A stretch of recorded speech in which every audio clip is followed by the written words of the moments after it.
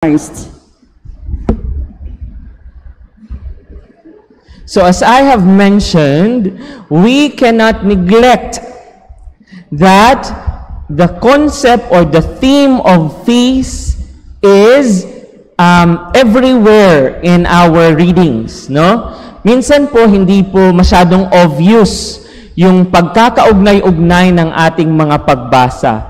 But today, it's very obvious. Because the concept of feast is in each reading. First reading, the second reading, and the invitation of God according to the parable of Jesus. We heard that as well in our gospel reading. Also, in our responsorial psalm. Now, allow me to give more exposition, more time in reflecting and dwelling on our responsorial psalm. Bakit po? Dalawa po kasi yung paborito kong passage sa Biblia. Ang una po, John 17, buong chapter. No, Jesus, before he was about to face his passion, nagkaroon po muna siya ng vigil with the Father. So, nagdasal siya. So, ayun. Maririnig niyo yan in other occasion. And then the other one is Psalm 23, which you are very familiar of. Kasi, pag narinig niyo lang, the Lord is my shepherd, there is nothing I shall want. Ayun.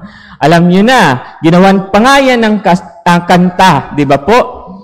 So, isa po yan sa paborito ko pong passage sa Biblia. So, allow me to dedicate more time for that. Now, may binanggit na feast dito sa Psalm 23, pero sa pagbasa natin, iba ang pagkasulat. Allow me to read the second part. Then, yung third part kung saan maririnig natin yung konsepto ng feast. He guides me in right paths for His name's sake. Even though I walk in the dark valley, I fear no evil, for you are at my side. With your rod and your staff, that give me courage. You spread the table before me in the sight of my foes. You anoint my head with oil, my cup overflows. Walang sinabi, walang salita na feast. But what we can understand is that table na sinasabi ng psalmist na hinahanda ng Diyos, that's the feast. Yan yung sa Tagalog na pagbasa sa second read, sa earlier mass namin sa Tagalog, piging. Alam niyo pa yung salitang yun?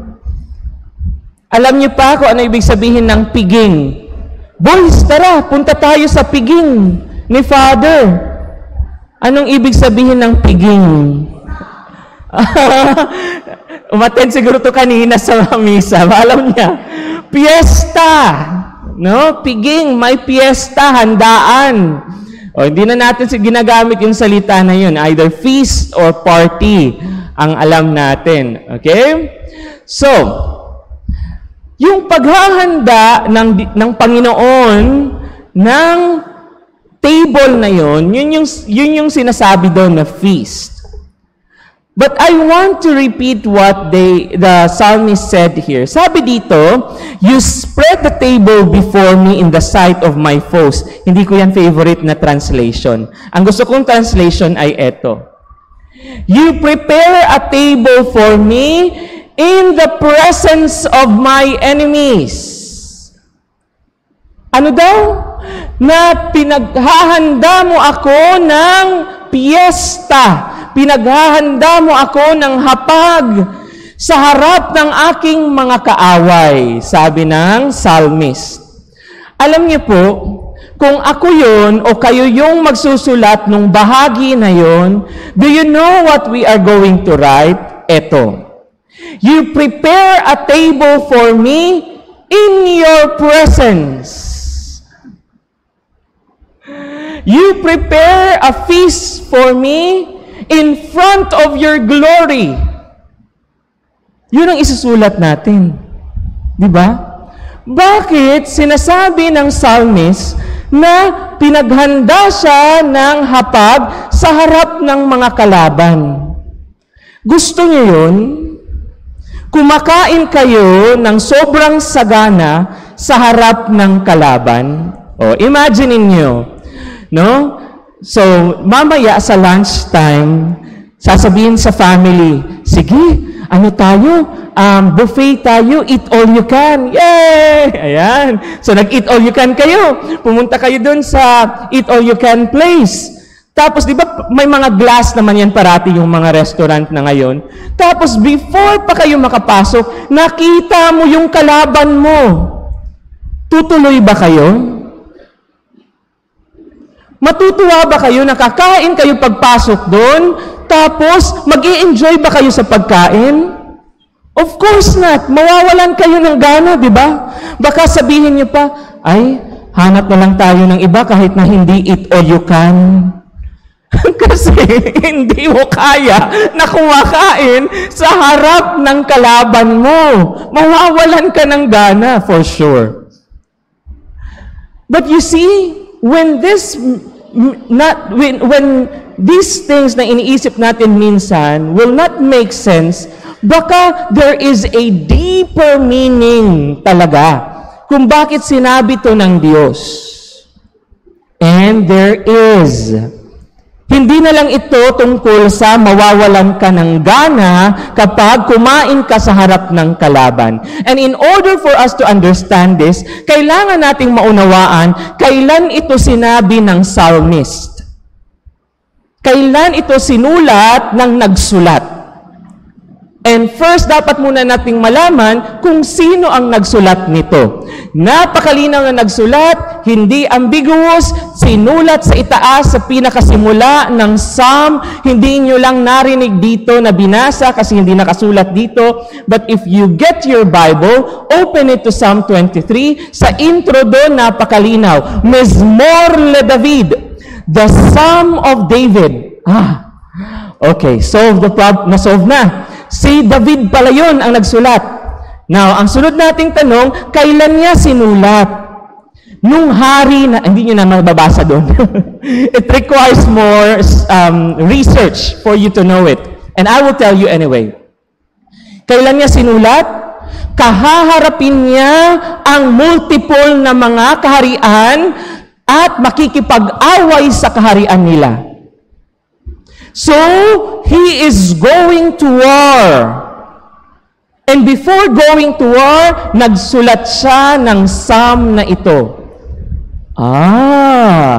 So, ngayon alam na natin kung saan ito nanggagaling. So, etong kaaway pala na sinasabi ni David dito, yun pala yung makakaharap niya sa digmaan. And we need to understand kung paano niya sinimulan to. Paano niya sinabi? The Lord is my shepherd, there is nothing I shall want. Or the more poetic King James Version, the Lord is my shepherd, I shall not want. Sa Tagalog, ang Diyos ay ang Panginoon ang aking pastol, hindi ako magkukulang. Wow! Napaka-confident naman ni King David.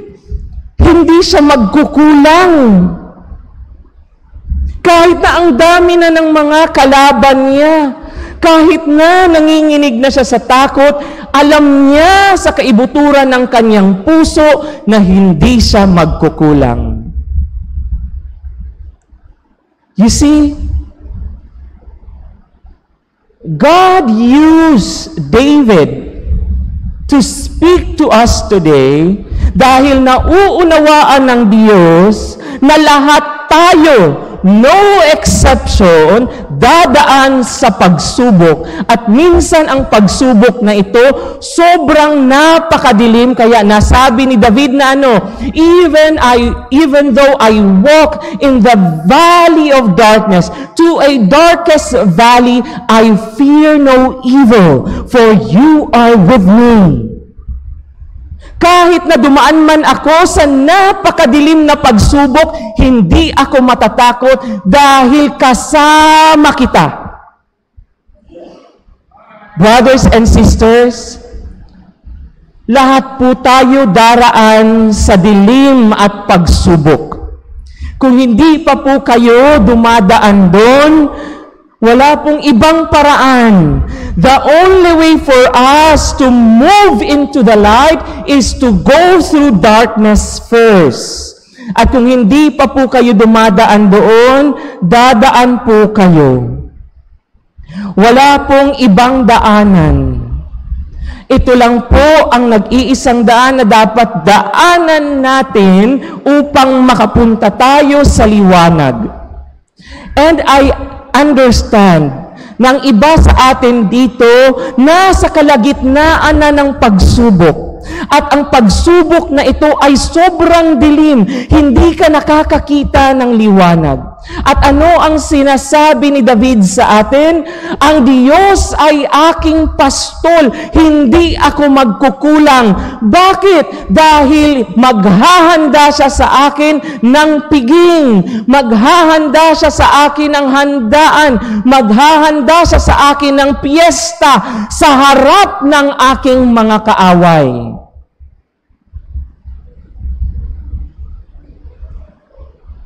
Hindi lang basta-basta maghahanda ang Diyos. Ihahanda niya sa harap ng iyong mga kaaway, sa harap ng kadiliman, sa harap ng mga pagsubok sa buhay.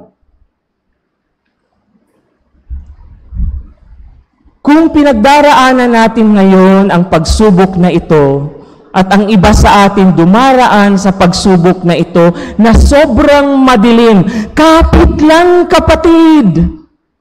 Dahil ang ibig sabihin nun, naghahanda na ang Diyos. Huwag tumingin sa malayo, tumingin sa malapit.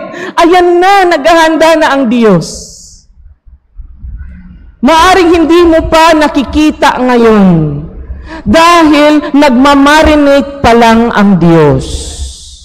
Hindi naman i-offer sa inyo yung marinated, di ba? Ano ang i-offer sa atin? Yung luto na.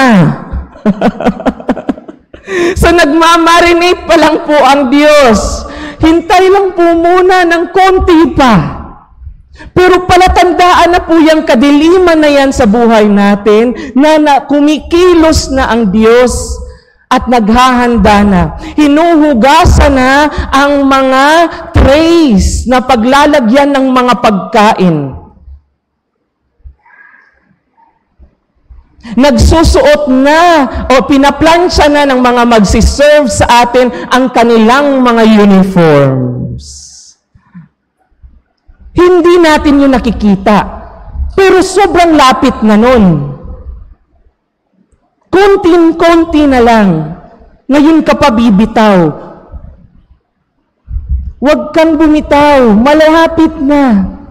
Yun ang sinasabi ng Diyos, na sa piging, sa piyesta na yun kung saan may hapag tayo, kasama natin ang Diyos na kumakain at makikita ng ating mga kalaban na kahit na nasa kalagitnaan tayo ng unos, ang Diyos ang magbibigay ng kapayapaan natin. Kaya ano ang masasabi natin? Katulad ng sinabi ni David, hindi tayo magkukulang.